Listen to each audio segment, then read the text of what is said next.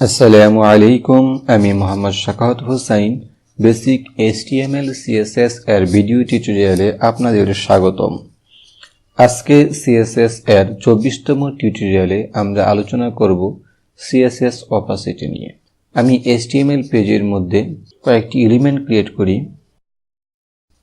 আমি এই বক্সটাকে কল করি, CSS নিলাম।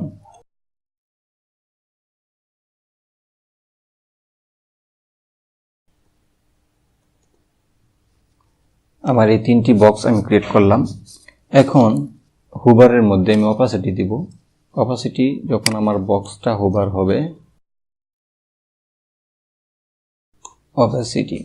অপাসিটির সর্বোচ্চ মান 1, সর্বনিম্ন মান 0।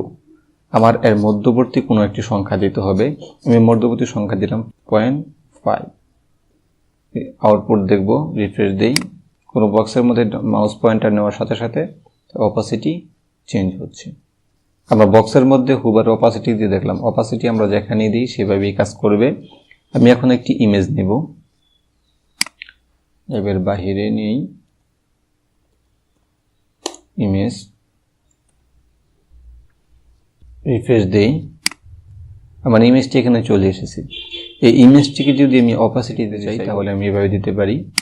তখন img থাকবে, img opacity দিলাম 0.3,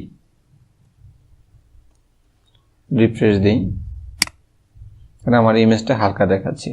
তো অপাসিটি আমরা এইভাবে দিব যে অপাসিটি কত দিব, যা সর্বোচ্চ মান 1, সর্বনিম্ন মান 0। এর মধ্যবর্তী সংখ্যা আমাদের দিতে হবে পয়েন্ট দিয়ে। তো অপাসিটি কিভাবে আমরা কোনো ড্রাইভের মধ্যে, কোনো এলিমেন্টের মধ্যে অ্যাপ্লাই করব, এটা আমরা শিখলাম।